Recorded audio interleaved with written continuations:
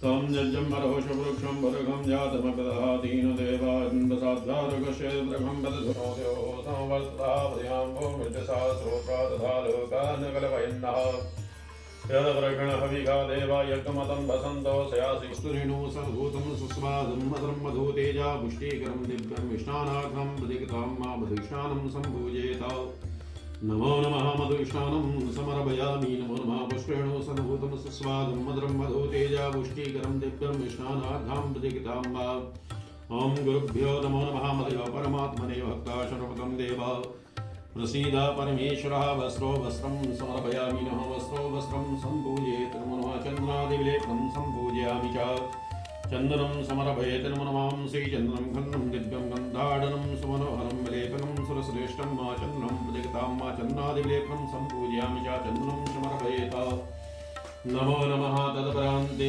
सिन्दूरसौभाग्यं सम्पूजयेत् नमो नमः सिन्दूरसौभाग्यं मा सौभाग्यं सुखवर्धनं अक्षतां समर्पयामि नमः अक्षतादिविलेपनं सम्पूजयेत् नमो नमः अक्षतां पूजयेत् नमो नमः माल्यादीनि सुगन्धीनि मालित्यादीनि मे प्रभो मया हस्तानि पुष्पाणि पूजार्थं प्रदीप्तां मा पुष्पादिविलेपनं सम्पूजयेत् माल्यां समर्पयेत् नमो नमः माल्यां सम्पूजयेत् नमः माल्यार्पणम् अस्तु परमेष्ठिभ्यो त्र्यम्बकं भजामहे समर्पयामि नमः भस्मादिविलेपनं सम्पूजयेत् नमो नमः शीर्षयेत् नमो नमः चन्द्रमा मनसो जातचक्षुः सूर्यो जायत श्रोत्राद्वायुष्यप्राणसमुखार्धनर्जायत धूपं दीपं दर्शयामि चक्षुर्दीपं दर्शयेत् ॐ प्रतिष्ठास्यै प्राणप्रतिष्ठन्तस्यै प्राणाचन्तजस्यै देवत्तमार्चाय मामेहेति जगष्टास प्रदर्शासनं भवेदसं परमेष्ठेभ्यो प्रसन्नतापूर्वकं निमित्यार्थं मा परमेष्ठेभ्यो नमः शान्तिरस्तेभ्यो प्रियन्तां नमो श्रीभवानीशङ्कर रुद्रदेवताभ्यो प्रसन्नतापूर्वकं निमित्यार्थं मा स्वादिवेदनं सम्पूजयेत् नमो नमः परमेष्ठेभ्यो नमः शान्तिरस्तेभ्यो प्रियन्तां नमो देवो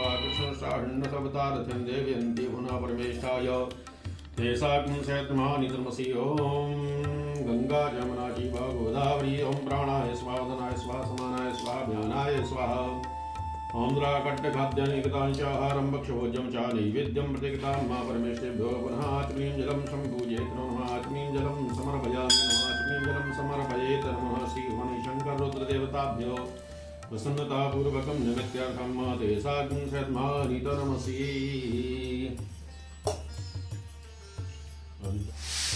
तो जैसा कि आप लोगों ने देखा कि एक पुखराज है जो कि स्वर्ण मुद्रिका है पुखराज की, और मून स्टोन है जैसे हिंदी में चंद्रमणि भी कहते हैं। ये चांदी में सबसे छोटी उंगली में पहना जाता है, वो पुखराज जो है वो पहली उंगली में पहना जाता है। तो इसका पूजन आज शुरू हो गया है। तो मैं पंडित जी से कुछ सवाल कर लेता हूँ जो आप लोगों के काम में आएंगे। पंडित जी नमस्कार।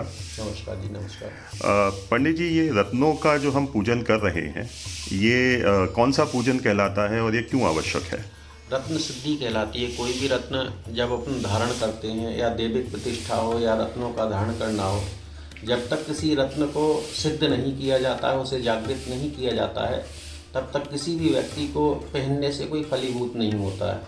जैसे किसी भी प्राणी के अंदर जीव उत्पन्न होता है, नहीं जीवात्मा रहती है, चलायमान रहता है, जायज़ सी बात है वो समाज में प्रतिष्ठित रहता है। प्राणों का निकलना मतलब जीव का मिट्टी होना, वैसे ही ठीक रत्न का रहता है। तब रत्न को अपन जागृत करते हैं तो निश्चय रूप से वह पूर्ण रूप से मनुष्य के हस्त में काम करता है। और जब अपन किसी भी रत्न को सिद्ध नहीं करेंगे तो वह असरकारक उसका 75% असर बगैर जागृति के खत्म हो जाता है। ओके, तो क्या ये रत्न की भी पूजा हो सकती है या मुद्रिका या अंगूठी बनने के बाद इसको पहनना आवश्यक होता है? कोई भी रत्न को सिद्ध करने के लिए मुद्रिका बनने के बाद ही सिद्ध होता है, क्योंकि आपने जब रत्न को मार्केट से लिया, रत्न को अपन हमने सिद्ध किया, वो 50 लोगों के हाथ में जाएगा तो उसमें सिद्धि का असर उतना नहीं रहता। कोई भी मुद्रिका बनने के बाद में जिस व्यक्ति को धारण करना है वही व्यक्ति उसके लिए अपनी उंगली में धारण करे, और अन्य लोगों के छूने पर रत्न निश्चय ही कम असरकारक हो जाता है।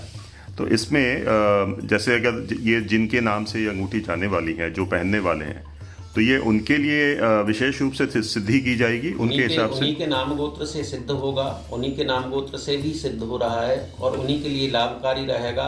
हमें रत्नों के विषय में विशेष ध्यान रखना चाहिए। बार बार उंगली से निकालना या अन्य किसी को अपना रत्न धारण करने के लिए देना निश्चय ही हानिकारक होता है। जिसके नाम का रत्न है और उसी के नाम से हम लोग सिद्ध करते हैं और उसी को ही रत्न धारण करना चाहिए और उसी के लिए लाभकारी रहेगा। अन्य हर किसी के लिए लाभकारी नहीं रहेगा। और कोई भी रत्न सिद्ध करवा के बार बार यदि रत्न को उंगली से बाहर करता नहीं निकालता है, निश्चय रूप से उसका असर 90% वहीं खत्म हो जाता है। तो सबसे पहले हमें विशेष ध्यान रखना चाहिए कि कोई भी रत्न धारण कर रहे हैं, रत्न जब आपने एक बार उंगली पर धारण कर लिया उसे बार बार न निकालें। निकालना रत्न का बिल्कुल निषेध है। किसी भी प्रकार उंगली से निकालना बिल्कुल गलत है। इसलिए कोई भी रत्न धारण करते हैं तो उसे प्रॉपर रत्न को पहने रहें। रत्न धारण किया मतलब आपको बार बार उंगली से नहीं निकालना है। ओके। पंडित जी, आपने इसमें ये जो 2 मालाएं भी चढ़ाई हैं, ये मालाओं का क्या वो है उपयोग या अस्तित्व है? के लिए अलग अलग माला होती हैं। गुरु की अलग रहेगी, है ना, लहसुनिया की अलग रहेगी, है ना। जो जिसकी मालाएं हैं उन्हीं मालाओं से जप होता है। सीधे अपनी माला जूली जब हाथ में लेते हैं तो हम लोग रत्न हाथ में लेके माला करते जाते हैं, नाम गोत्र का संकल्प लेकर उस व्यक्ति का, और रत्न सिद्ध करके माला उपयोगी नहीं रहती है। एक रत्न को सिद्ध करने में एक माला बाद में फिर उपयोग नहीं कर सकते हम लोग। एक रत्न को सिद्ध किया, उसी माला से सिद्ध करके जागृत करके रत्न, और जिसका रत्न है उसे हम पुनः धारण करवा देते हैं। इसमें कुछ जैसे सिद्धि के लिए मंत्रों की संख्या वगैरह के बारे में आप कल बता रहे थे? सभी के जाप हैं। जैसे सूर्य का 7000 है, राहु का 18000 है, केतु का सब 9 ग्रहों के अपने निर्धारित जाप हैं। जिस ग्रह को आप रत्नों को धारण कर रहे हैं उन ग्रहों के बराबर जाप होते हैं और जाप होकर उनकी सिद्धि होकर धारण करने के लिए दिए जाते हैं। ठीक है, ठीक है। और कुछ इसमें अगर आप जोड़ना चाहें पंडित जी अपनी तरफ से तो? नहीं, अपनी तरफ से रत्न तो एक जागृत मूर्ति है और रत्न धारण करने से निश्चय ही मनुष्य को बहुत ही लाभकारी है। लेकिन रत्न इसके धारण करने के एक तरीके रहते हैं। यदि आप सही तरीके से धारण कर रहे हैं तो निश्चय रूप से रत्न काम करेगा, इसमें कोई संशय नहीं है। ठीक है। और यदि आप उसे प्रॉपर रूप से धारण नहीं कर रहे तो रत्न कोई काम का नहीं है। तो एक ऐसी वस्तु रहती है जैसे दुकानों पर मूर्तियां रखी रहती हैं, जागृत नहीं है, प्रतिष्ठित नहीं है, तो उनका कोई असर